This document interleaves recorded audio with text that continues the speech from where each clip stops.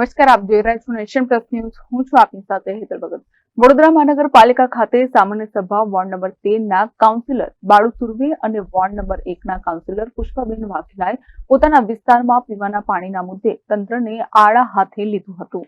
વડોદરા મહાનગરપાલિકાની વડી કચેરી ખાતે સામાન્ય સભા યોજાઈ હતી, જેમાં વોર્ડ નંબર 13 ના કાઉન્સિલર બાળુ સુરવે પોતાના વિસ્તારમાં પૂરતા પ્રેશર સાથે પીવાનું પાણી ન મળતા સભામાં રજૂઆત કરી હતી. ત્યારે વિશ્વામિત્રીમાંથી પસાર થતી મુખ્ય પાણીની નલિકાની ફીડર લાઇનમાં છેલ્લા 2.5 મહિનાથી ભંગાણ સર્જાતા કોઈપણ પ્રકારની તાત્કાલિક સુવિધા ઊભી ન કરતા સ્થાનિક રહીશોને હાલાકીનો સામનો કરવો પડી રહ્યો છે.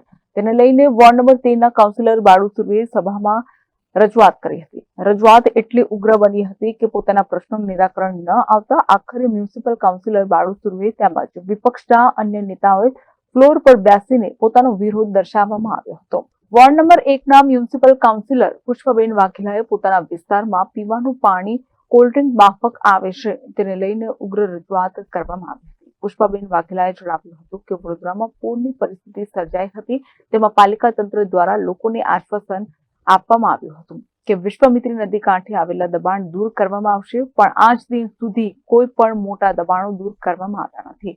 જેમાં તેમણે ઉલ્લેખ કરતા જણાવ્યું હતું કે અગુરા મોલ, સાજી હોટલ જેવા મોટા દબાણો કરવામાં આવ્યા છે. ત્યારે પાલિકા સર્વે કરીને નાના મોટા ઝૂંપડાઓ તેમજ ગેરેજો દૂર કરીને સંતોષ માણી રહી છે.